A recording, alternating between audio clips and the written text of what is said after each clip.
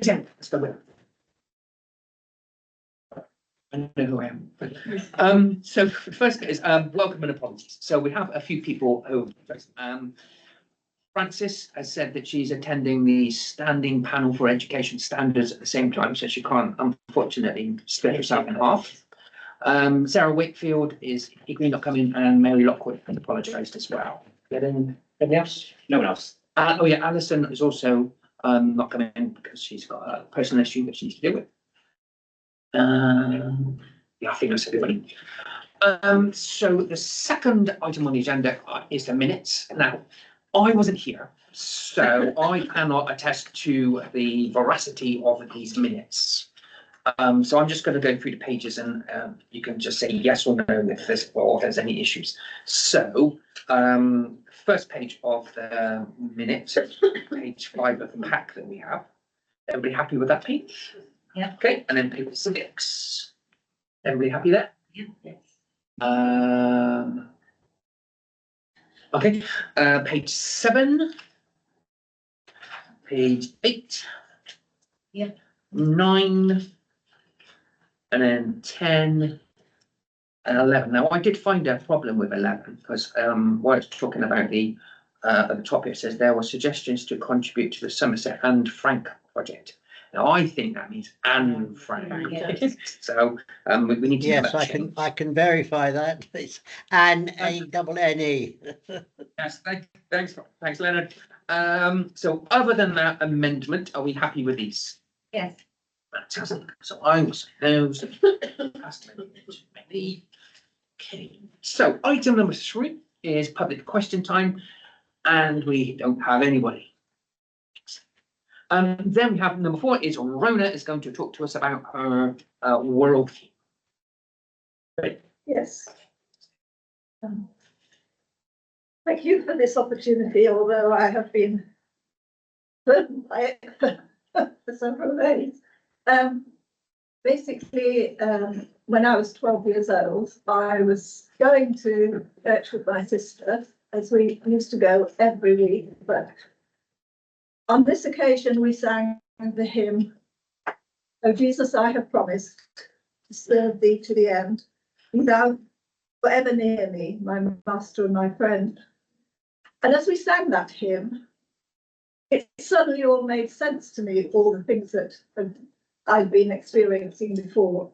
And actually, I wanted to have Jesus as a friend. I wanted him to serve him, and I wanted him to guide me through my life. And so I did ask him into my life, and I asked him to be my saviour and my friend and be my guide. And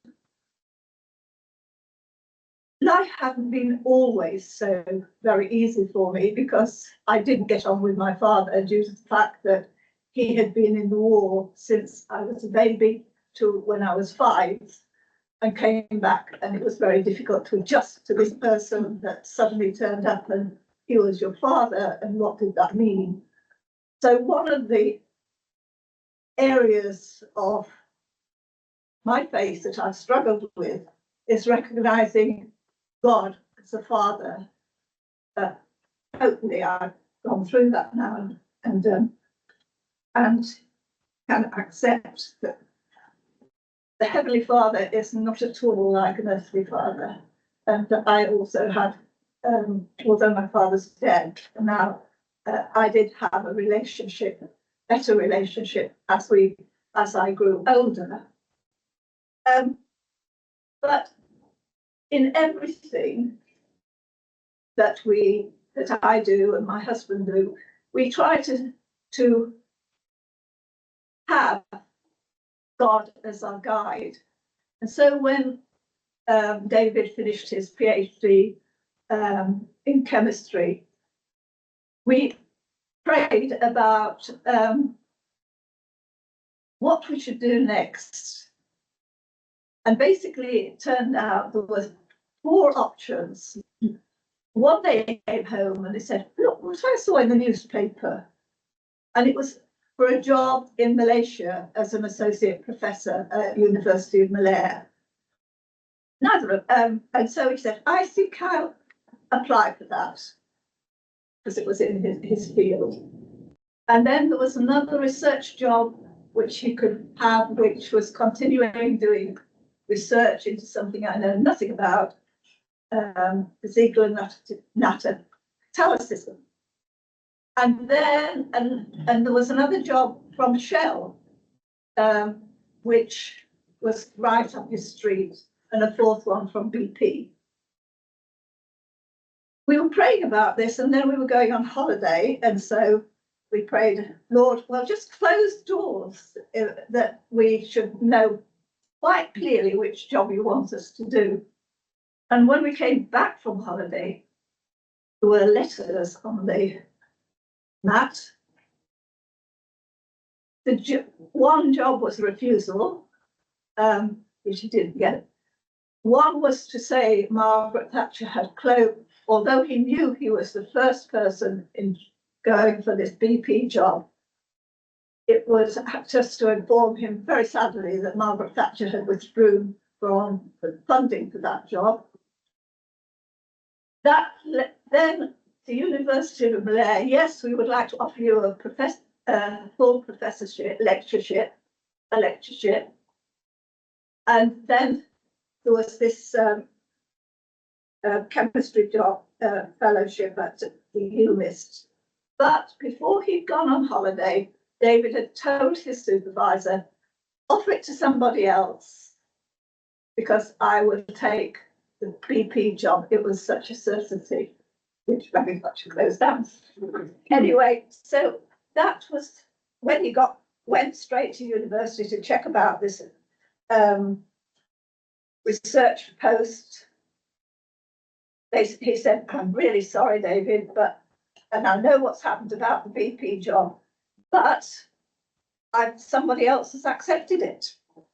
So we came back, had a cup of tea, got out the atlas to have a look where Malaysia was. And that is how we went to Malaysia.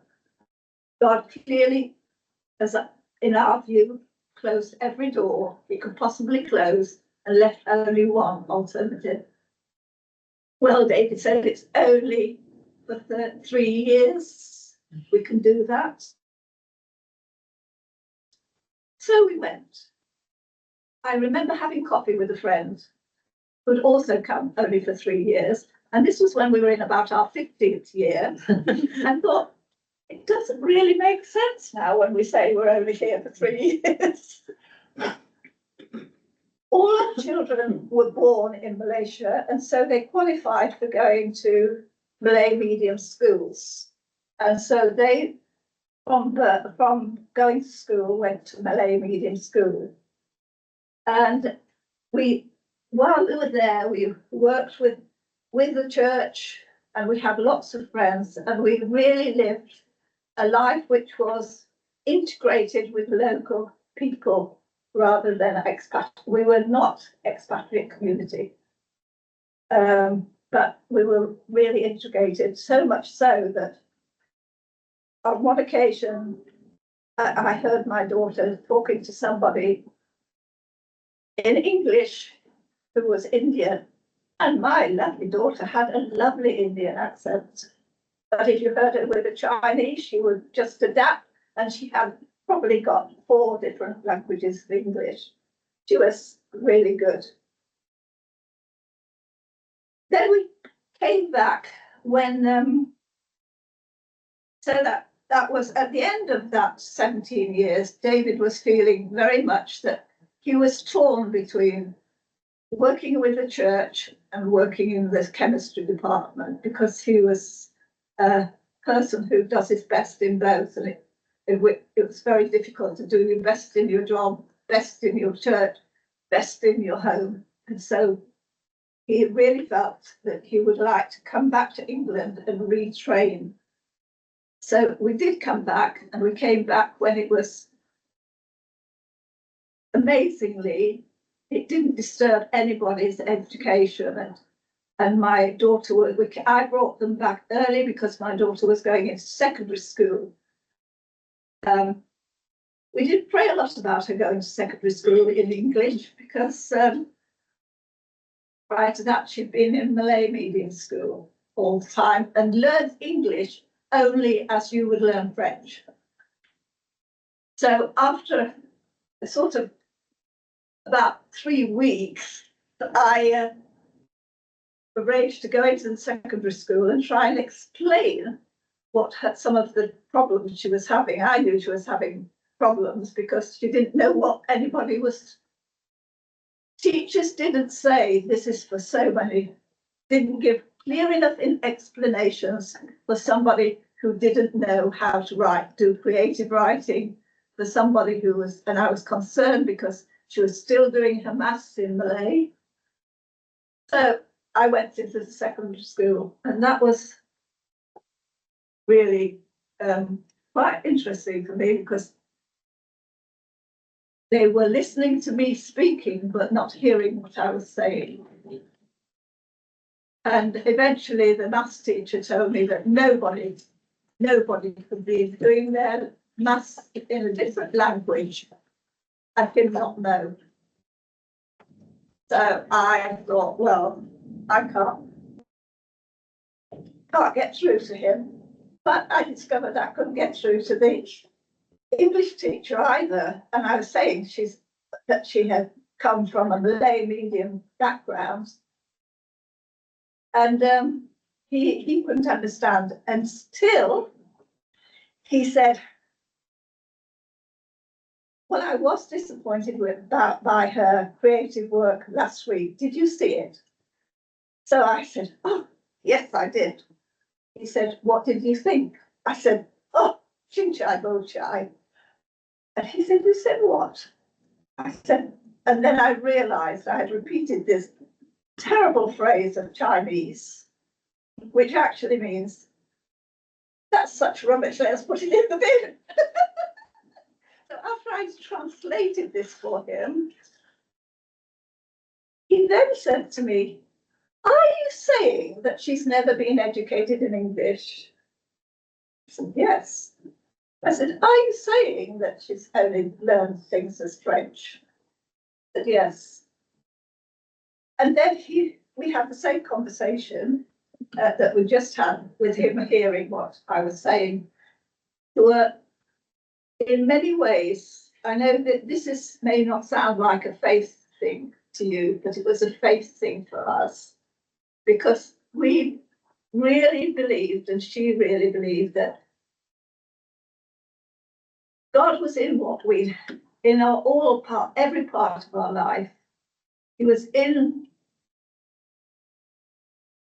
concerned with her in school, and we just felt there was very little distinction between our Christian commitments and our faith journey and our journey in the schools.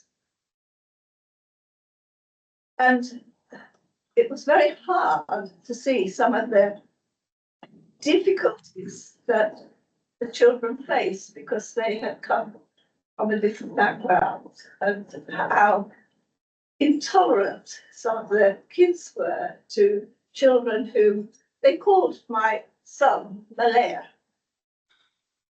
all through his year in primary school here. And that hurt because he wasn't country. I said, and I just had to say to him, they don't understand. And our faith helped us to cope with that.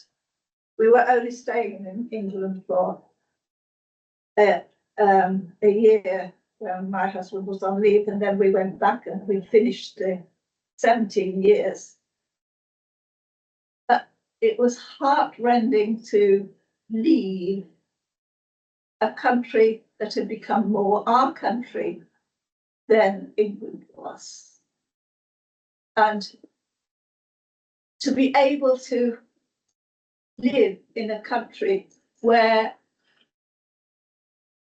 although it's a Muslim country, where everybody was religious, they valued the religion they belonged to. And so always help them, but they can pass. it's a challenge to come back. But we eventually came back when David, we'd had 17 years there, and David trained to do theology so that we could work. And then once again, and I went out to work I persuaded an educationalist to let me work again after I'd been out of the country for 17 years, because I'd done things in the other country and worked in the schools there. But I think the things we learned about God and about Jesus and about guidance was that our lives were important to him, and everybody's life is important to him. And that we can live together in harmony, we can respect each other. And we did have some, and it was a very important and very valuable time to us. So then we spent 8 years in England. It was a bit of an eye-opener to go back to an English church, because it was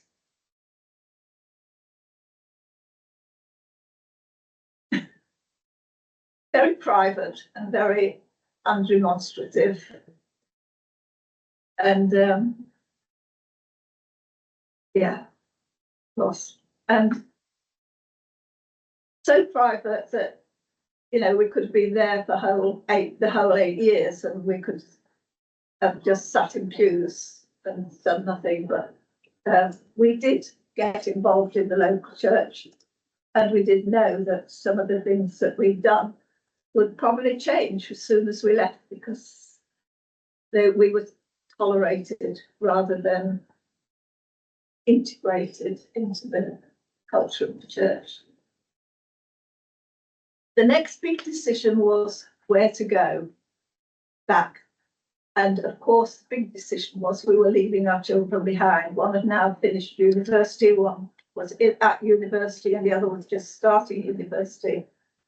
But they were very close to each other, and they said, Lydia said, we'll keep together. And they did.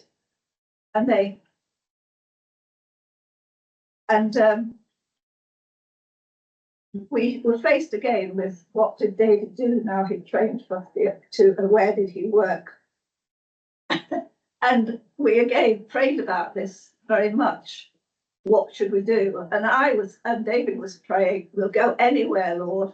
And I was praying, we'll go anywhere except anywhere cold. Because I felt God has a sense of humour. After having you in 17 years in the tropics, it could be 17 years in a very cold climate. So I prayed that. And then I went to a Sunday school training session course, and I was really challenged, not on my prayer, on that kind of prayer, on prayer generally, that you set limits to what God could do. And so I prayed again. Eventually, after that one, I prayed anywhere without reservations, and God answered our prayer, and we went back to Malaysia, but this time not to the Peninsular Malaysia, to the Borneo, and we were at Borneo Island, so we went to Sabah. And we were working in the theological college there. But although it was the same country, the language was different.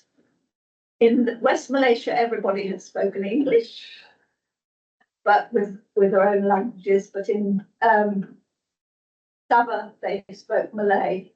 And because there were 32 tribes, all with their own languages, as well as Chinese and Indian, so they had adapted Malay much more. So that was a challenge for us to change our way of working. And I was working there too. And eventually I had done lots of literacy work in England, and I was asked to start a program for the children and wives of the seminarians. So I had a kindergarten in the morning and did things with the wives in the afternoon. And yes, sometimes I was getting both languages mixed up, and they would say, "Ebu, you're talking to us in English." And still, because it was just totally intense of speaking a different language, and it was good. And again, we had another 18 years there, and then we came back to Chard. We eventually settled in Chard, and we have found God leading us in Chard too. So, and still working, wanting us to work in the church. And so the final story I'll tell you is about how Mike Strange came to visit our church 2 years ago, about 18 months ago. And he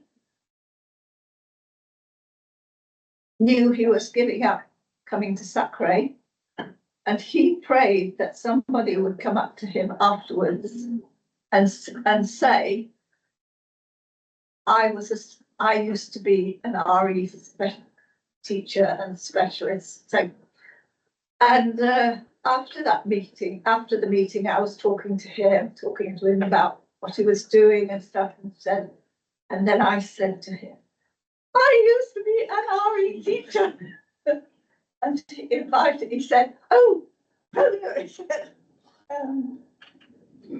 "you were an answer to my prayers." I thought, oh dear. And he explained what he had prayed about, and that's why I'm here. And I just think this is the right place for me at this time. Thank you. Thank you. Do we want to decide who will do the next one? Does anyone want to offer their Tim. I'll just try and say how fascinating I found that. The fact that your faith is so entwined through all those different aspects of your life and decision-making process. I find that quite fascinating. Worldview, absolutely. So thank you for sharing that. Would you like to share your worldview next time? I just volunteered myself. We are all going to bring it up. Get over it, okay, literally. We got the impression. Have you done it? No, I did it first. Yeah, you did first. Yeah. Done it. Eleanor's avoided it so far. No longer. I think. So, Tim, thank you. Right. So the next thing we've got on our agenda is Rebecca is going to talk to us about Learn, Teach, Lead RE. Hello. Yes, so Learn, Teach, Lead RE, there have been quite a few things going on in the last few weeks, which has been great. So I've been to steering group meetings with other local leads as well, and we had a hub leaders training day, which was for the hub leaders in Somerset, but also in the other local areas as well. So that was a really positive day, and the secondary hub leader for Somerset was there, and the primary leader came online and led a session as well. So that was a great day, and it was a good day for planning things moving forwards. We had a hub meeting in person. It was the first in-person meeting since before COVID. So that was great to actually see people in person, real human beings in the flesh. And actually there were, I think, 4 out of the 5 teachers who came I had never met in person before. And it's very different, isn't it? It's much more personal, and that's part of what the hub meeting's about, is that networking. So we had really positive feedback there were only 5 teachers who attended, which is much less than when we do things online. So that is worth considering, but it was really positively received by the people who did attend. and they all asked for a mixture of in-person and online in the future. So we need to think about how we do that moving forwards. So we perhaps have one meeting a year in person and 2 online, or maybe some that are hybrid. So that's something to consider, as well as whether we set up some extra hubs within Somerset, because Somerset is a large area. It might be worth having some in different areas, which I know is something that happened in the past. So there's a few things to think about moving forwards, and that might mean recruiting some more teachers to help with that. But yeah, the visit to Wells Cathedral was really positive. We had, in fact, you've not got my most up-to-date slides, but that's okay. We had a tour by one of the guides, which was brilliant, and they showed how the guides will change what they do depending on the age of the group. So some of it we had to pretend we were 5 years old, and what would a 5-year-old do at this point? And then different areas at different ages. Then the learning manager talked us through some of the things that they offer there in terms of schools packages. And then the Chancellor, I don't know if Megan's there, I can't see, came as well and told us a bit about the life of the cathedral. And we had time for some questions as well. So it was, yeah, really positive meeting. Does anyone have any questions about that? That was a bit of a whistle-stop tour. Yeah, Tim? I'd just like to know the breakdown of 5 teachers that turned up. Were they all primary or a mix of primary and secondary? They were all primary. All primary, okay. Yeah. That would have been my guess. Yes, okay. Very hard secondary to get down. Absolutely, it's time. Yeah. Okay, so this is just a bit of what we've been doing out and about. I'll talk about mine, and then Rebecca will talk about hers. So we've given help to about 5, 6 different secondary schools recently. I'm doing a CPD day for primary vet trust leaders, which is really good because that will be the first time that we've got, you know, primaries primary from a trust wholly wanting to engage with our syllabus. Need to tell everybody. Sorry. Blackdown Education Partnership Trust. And then they'll have another day, but that date's not set. So that's something, the first one's on the 26th of March. So it'd be good to be able to do a kind of soft launch of our syllabus, our ASC, just to see a flavour of what they think of it, because then we've still got time to adapt it. The primaries anyway. I'm also presenting to the same trust and Swift on the same day, the leaders, school leaders, heads and deputy heads, on the 1st of April on the National Statement of Entitlement. And the CEO of Coventry Gable is going to be presenting online section. She's had to record it because they won't allow for some reason, direct presentations. But she's recorded a slot so she can talk there, Catherine Wright. And I will try and convince one of the biggest trusts in Somerset to sign up for the National Statement of Entitlement. You might remember from our last meeting, I think it was, that Rebecca did a presentation on the National Statement of Entitlement and the idea that we need a better, more challenging RE in our schools. And if we sign up to this, it's guided by the REC. On a note on that, there are yet again whispers of a national curriculum. And so signing up to it for some, I mean, you know, it's a long journey anyway for if we ever got a national curriculum, but the NSC is a statement of intent to improve the quality of the RE teaching in that area. So we hit about 35 schools, plus I don't know about Swift heads, the deputy heads. There'll be lots of them from all counties, Somerset. So yeah, it could be really, really good. We could get a lot of sign-ups on that. And now it's Rebecca.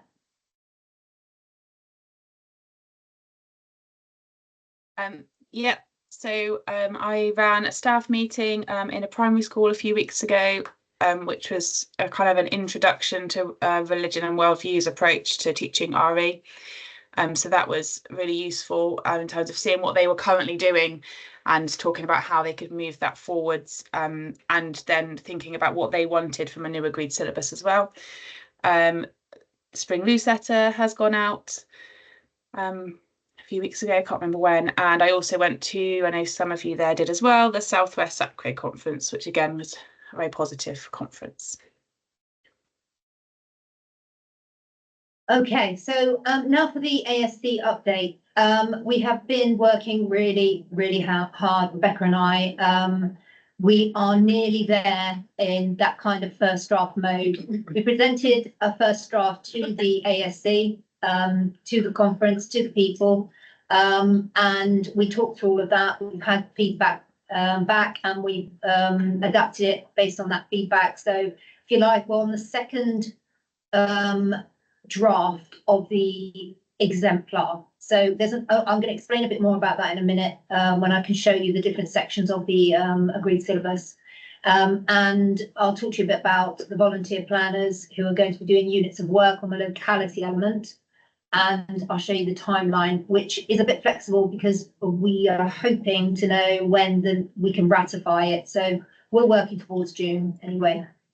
Okay, so the first part of this document is the statutory information and just information about worldviews and multidisciplinary approach, because of course there's an awful lot of teachers out there that don't know yet, so we have to give them that information. And then the second part is the most important part to teachers. And, you know, your day-to-day teacher picks up a syllabus and goes and just goes straight for that syllabus. They want to see what kind of stuff they're going to teach. They may go back and read everything else, but they go to this part of the document. So we have to make this as clear as possible for them. What you see highlighted is what we've done by second draft. But obviously it will not be green until we've all, that's yellow, that looks green up there. Yeah, it does look green. But it's not. It will be green at some point in the next few weeks. And that part there, if you the hardest bit of this was the content choice. And the content choice we will bring to you in the summer meeting. And it is along the lines of the Norfolk Agreed syllabus. The problem both Rebecca and I had when it had been agreed that we were going to base it on the Norfolk Agreed syllabus and the RAC model, we then just couldn't stick to just what it was, and because it wasn't good enough for us anymore. And so we spent an awful lot of time adapting it, which is what we were supposed to do, and it was supposed to take 5 years, but oh my word, it's been done in 2 months. You know, it's not going to be as perfect as the giving it proper time would be, but it isn't exactly the same as the Norfolk one anymore. We've got 2 exemplars done, although they still need adapting. But a lot of this is about how you're going to create a curriculum. So there is a step-by-step approach, and it's there to help teachers build their own out of that content selection that they decide. The exemplars are there, and I do know that there's going to be, especially in primary, teachers that just take the exemplar and do it. But the whole point is you're supposed to choose what you want and do it your way, following those 2 things, multidisciplinary and worldviews approach, religion and worldviews approach. Yes. Can I just ask, would we be providing a scheme of work with this as well, or is this a guideline for them to create their own scheme of work? That's exactly it. So a syllabus is just the syllabus and an exemplar. We don't provide a scheme of work. We can give a model. Yeah. And we will. Yeah.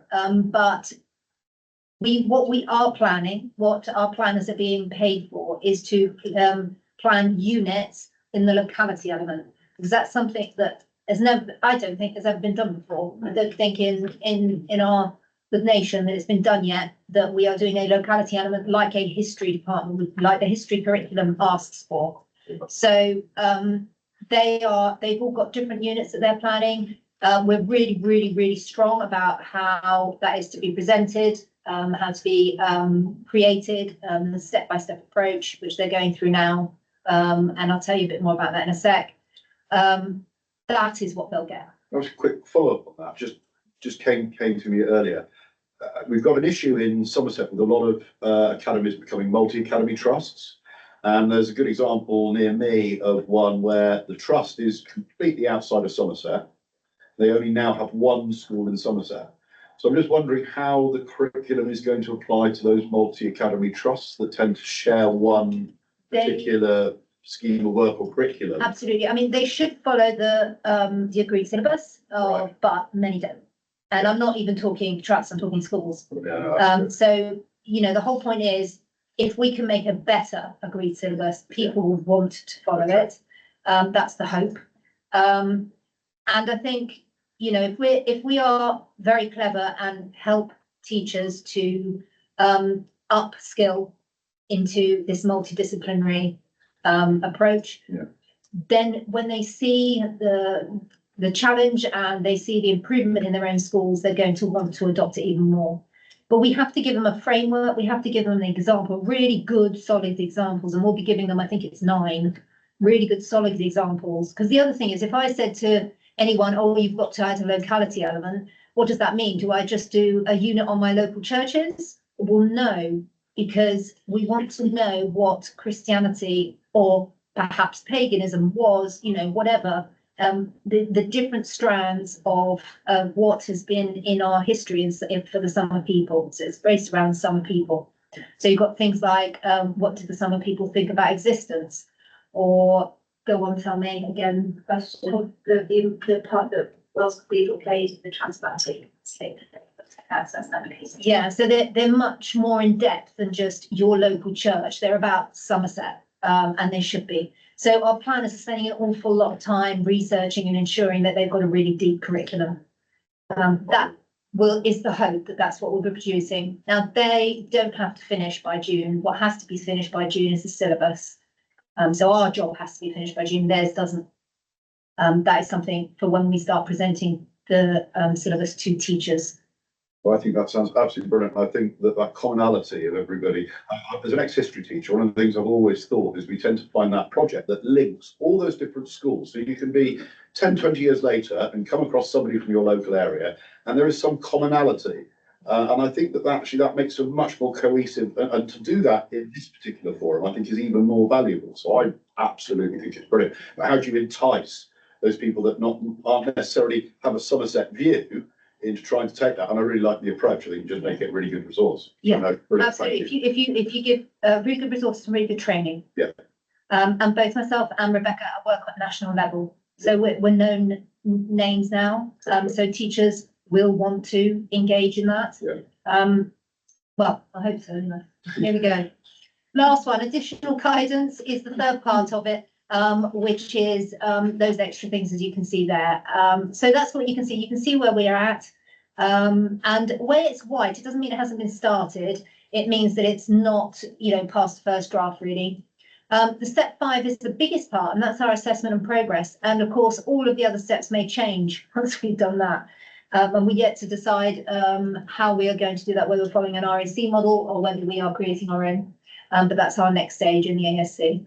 So can I ask about, you got step number 5, step 3, positionality. Is that to do with what you're talking about in terms of it needs to have a local?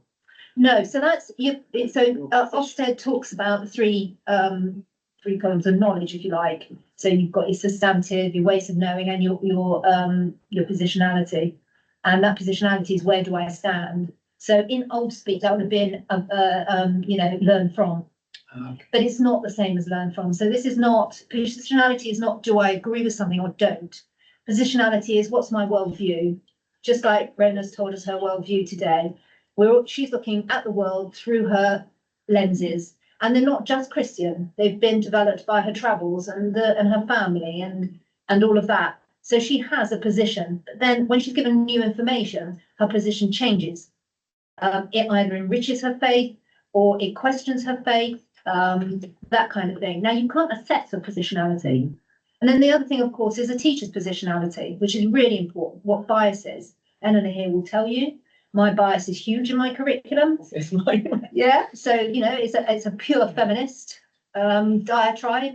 My curriculum, it can't be helped. I do try not to, but it just keeps happening. So, you know, it's trying, the positionality element is trying to get teachers to understand that when they are writing their curriculums, they've got to be aware of their own bias, of the students in front of them. Because if you've got 3/4 of your room which are secular, you are not there to change the crowd. You are there to help the crowd understand. if you like. So positionality is complex, it cannot be assessed, really. And it's not about agree or not disagree. Is that all right? Yeah, perfect. Okay, so these are the people who are curriculum planners, these lovely people. And we've got a mix, mainly primary, but a mix of primary and secondary. We had our first training last Wednesday, Wednesday, and they're at that first. They've got a very, I'm afraid it's very step by step and quality assured approach. We have our second training next Wednesday. That is going to be a bit longer, I think. It's getting bigger and bigger by the moment. But training 3 will be on the assessment once we've done the assessment strands. And obviously all of their units will be released after the ASC is released. I mean, I think it'd be strange if it was done before, but it might, who knows, it was super women, absolutely. Yeah.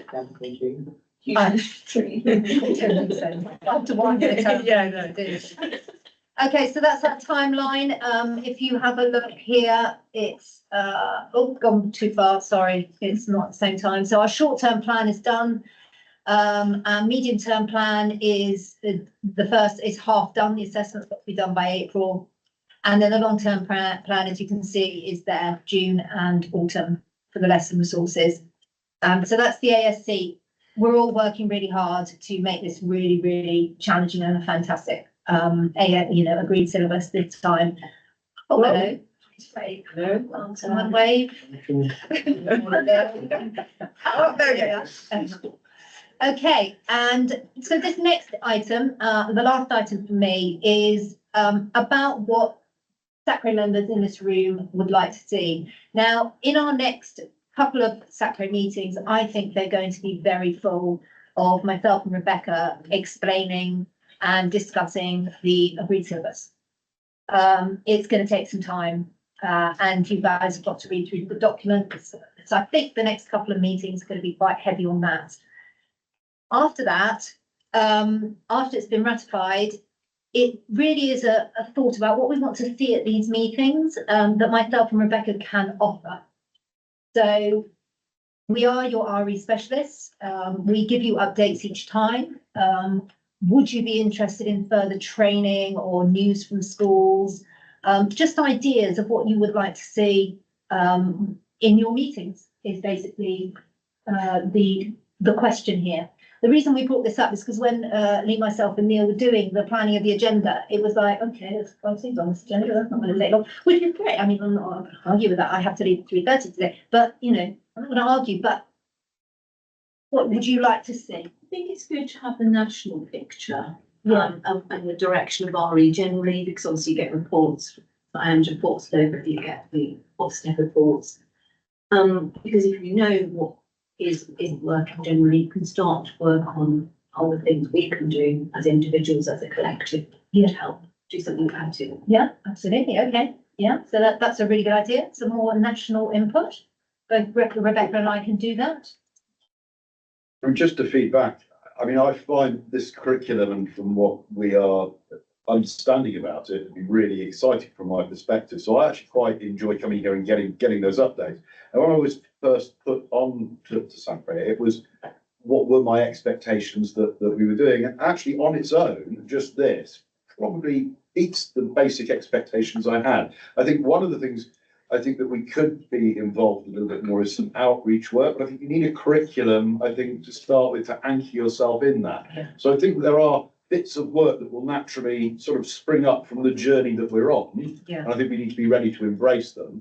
But I'm actually really pleased with what's going on here. As somebody that's had to go in and pick up some absolutely awful RE syllabuses as a supply teacher, this is quite exciting. And for me to centre it on the community that have that local interest, I think, it's really good. So, I'm really happy with it. I'm really happy with the expectations of what I'm getting. I'm never one to make a meeting longer than it needs to be. Yeah. However, I would say I think there's going to be lots of opportunities for us to fine tune the way that what we produce is then delivered. Yes. Yeah. So I think let's not tie ourselves up. Let's be a bit flexible and realise that it will be a journey. Yeah. Yeah. Okay. Any other ideas? I'm obviously new. I've only been here once, and I'm trying to be mindful of the fact that I represent a Christian background and a theologically trained one. I started looking through the sort of syllabus, the 2019 syllabus, and the Norfolk syllabus, and so on and so forth. I was interested to note on the 2019 syllabus some things about Christianity which were very narrow and didn't actually represent what I believe and what I think the Bible is teaching, and that's partly, I think, because our teaching and training throughout the years in all sorts of different contexts in the churches as well as our schools has perhaps been watered down and not necessarily kind of properly understood, and therefore I am concerned about what children are hearing about Christianity, because I don't think it does justice to None of us here agree I mean, all of us here agree. I'm very glad to hear. And that's why we are so, we don't have time to do a proper one, but we are actually working much, much harder because we can't stand the thought of, Lovely, thank you for that But reassurance. what I think for our sake, our reassurance, I have a similar background to you, but not as big, would be for you to, when we come to SACRE or before, to have a look at the syllabus and the Christian element to it and be thinking, is that okay? Helping us tick boxes. And we're hoping for the Buddhist representative to do that. The humanist representative has already started, he's on our ASC. Great. So he's able, I mean, you're welcome to join the ASC. That way you can see it live. But that's what we'll be bringing to you guys before it goes to council. Just double, triple, quadruple check. Lovely. And maybe a note of reassurance isn't that most schools adopted the Understanding Christianity suite. Yes. So that was recommended by the diocese and used by most schools. Yeah, Have you seen that? I have, Yeah. yeah. You still make it the same. That's right. But yeah. Just to say that that's what most schools do. Okay. So, and in terms of the kind of resources that will be going out to schools, will they be taken off a shelf or? No, that's what. Okay, so it's not just that you're deciding what resources to recommend. Oh, well, so then remember, so we can't make the resources for all Yeah, of Key Stage 3 and 4. There's no time for that. That's what takes 5 years. yeah, Yeah, we don't have that time. What we've chosen to do is what we can do is just the locality units. So there are 9 of them, or 10. Can't remember, 9 or 10. And so that will be planned. By the time we get to our next ASC in 5 years' time, we will have more planned. We don't have to do that, but we want to. Yeah. Because of the lack of good resources out there off the shelf. Yeah. Which we're trying to avoid teachers doing that. But the fundamental thing that we're even doing in our ASC planning meetings, as in our unit planners, is learning what that looks like, a challenging. So both Rebecca and I have done a lot of work in our leadership programs on challenging RE. So we're training other people on challenging RE, and we will train the teachers that come to the launch on how to plan not only challenging curriculums but lessons. But I mean, there's as far as we can go. Yeah. You can't plan it all forward. No, indeed, but thank you. I mean, that's helpful. Yeah. Because I felt I haven't been entirely confident about where we stand and what we should be putting into the shape of RE in our schools. God, I mean, well, it's just awful most of the time. So we are trying hard, and one good thing about the ASC that we've got is the team of teachers we've got. Every single one of them is super excited about challenging RE. So that in itself, that energy you get coming to an ASC meeting is very different from coming to say this meeting, because there we're all teachers and all very excited about it. But it is a process, and Somerset is really hard. We have not always the lowest, but in the lowest 5 GCSE RE grades. So you can't blame all academies for that. You've got to blame the coming from primary going upwards for that. It's not just those GCSE teachers, it's the whole gamut, and that's going to take a long time. But I think our energy does it. Yeah, I think this reflecting on what we hear from science reports as well, is that we've got really enthusiastic subject leaders in primary schools, and they come to all the training and they know what they're doing, but it's then translating that into the day-to-day teachers, non-specialist RE teachers, and that's what we've been talking about, isn't it, Paul? How can we support that classroom practice? Because that's where it falls down. It's not necessarily the leadership, it's in that, and it's in the confidence as well. Yeah. Because I think people can feel quite worried about teaching this subject. Yeah. And that's what we, the training you're doing on Wednesday will show you how you can support that. Because you're going to have to give the teachers an awful lot of background, teach themselves. So you have to have a teacher resource, because especially at primary, that is what's going to be. Not just primary though. Yes, absolutely, yeah, absolutely. And the thing is, back in the day, any supply teacher could come in and taught RE, couldn't they, Eleanor? That's what they're happening right now in my department. Yeah, but you give them now, a supply teacher hasn't got a clue. No. Yeah. A non-specialist, unless I've got a senior leader who's done English or history, they cannot teach my curriculum. My RE teacher is a music teacher. Yep. Okay, so we've got a couple of ideas for a few things, but I suppose we can close on that a bit more after we launch the ASC, I suppose. I mean, what we can do is we can put it on as kind of like standard thing on each agenda. Yeah. And each time we'll come back to it and people can come with ideas and thoughts of anything that they want in addition to what we normally do. Can I say something quickly about, sorry, I know we've been really focused on the RE, but just thinking about maybe picking up on effective worship that's going on in schools as well, that some of us feel like just getting a handle on what's going on out there. Is that part of the DAS? It is. It is, and I guess it's for all schools, not just the church. Right. Worship, so it's all schools. SACRE, I think it's SACRE responsibility to oversee collective worship. So I suppose that's. Which is collective worship in all In all schools, schools, yeah. not just Christian schools. Yeah. They have to do. But technically, every Every school.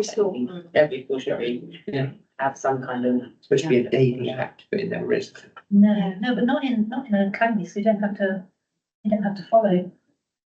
They don't have to follow all of those statutes. They have to have something that reflects but not follows. If you are a non-trust school, you have to, but if you are a trust school, It's a different if you're in academy. yeah, but that's why we're talking about the national curriculum, because soon, because academies don't even have to follow the national curriculum. No, exactly. So they don't have to apply to our statutory basis, they have to be something that reflects it. But they might be included. Except RE stands outside the national curriculum. No, I know, but even so, in the statutory basics, they don't have to, they have to have. They have to do something which is either mirroring No. or They have to do. accepted by. No, they have to do something that is in the main Christianity and two other religions. And that reflects the agreed syllabus, but doesn't have to follow it. What is going to change though is as soon as they have to do that, then they will have to follow the statutory requirements of everybody else. So who then agrees that what they're doing is in fact RE if it's not us? Ofsted, But they don't. I know. That's why we've got the state of RE as we have. Be marking their own paper. I thought we still, as SACRE, had to make sure that they were doing RE in schools. Well, we could, but that would be your job, Emma's job, my job. Helen's. Yeah. I really studied it for my job. Yeah, I'm good at this. Delegate. But, we could, all of us decide we're gonna go and check every single school and see if they're doing it as they should. The academies fall outside really. And how do you do that? Because Yeah. we used to send questionnaires and no one answered No them. answer. I remember that. But what do we do instead?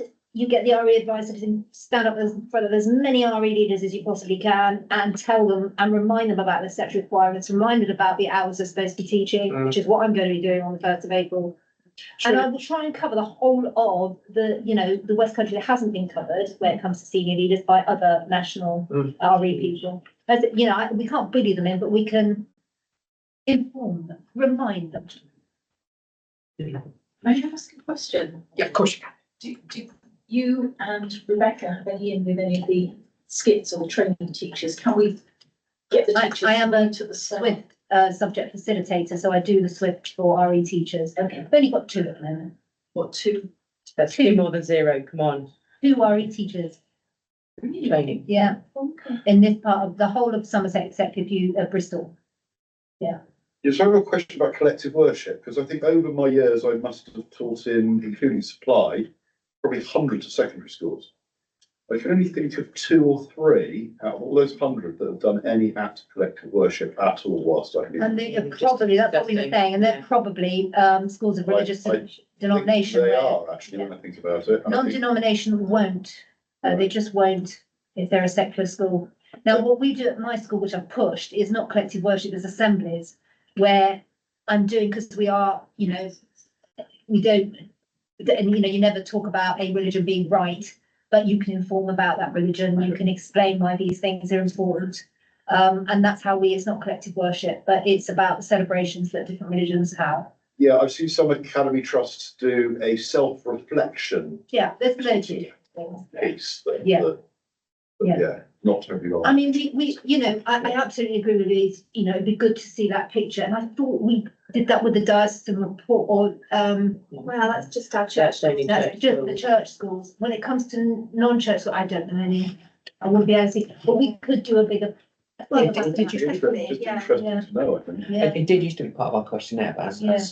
and Yeah, I guess they that's don't- most schools ignore it. 5 schools out of 50. Yeah. Yeah. I mean, you know, at the moment, we're battling to get at least decent hiring. Well, I know, I just. Maybe that's the next step. Yes. Yeah. Okay, I think it's you, sir, isn't it? Oh, no, this one.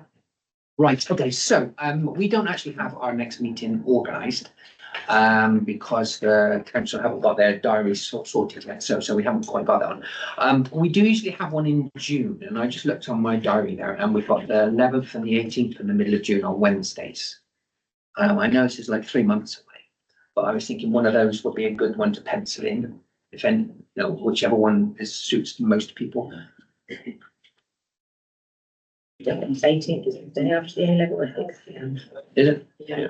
Or maybe that'd be a good day. Yeah, 11. Before. 11th is the day after the A-level philosophy. 18th would probably be better, and that gives us more time to make sure the ASP is Yeah. first draft signed off. They'll be okay with the 18th provisionally. Neither of us can do either of those days. So we might just, yeah, it's a busy. It's a busy She was time. busy. Okay. We could do the following Wednesday. I mean, I was just going for the middle of the month because that tends to be when we do them, isn't it? So, yeah, We do the I can do the 26th. 25th. the 25th. Will Yeah, that, 20th. will that clash with any Glastonbury Festival traffic? Oh, that is just before Glastonbury, Yeah, sure. that's driving in the Wednesday before Glastonbury weekend. I'm just Yeah, thinking, we're on this side of the county. yeah, but just No, thinking I of know that that traffic, something coming up the motorway at Taunton. Yeah, What are those hippies? What to say then? Yeah, 3rd of moving July? on. 4th of June? The 4th of June. 4th of June is early, That's a bit too early for us to get the ASD in. Yeah. 2nd of July. 2nd of July. Hello, Chair.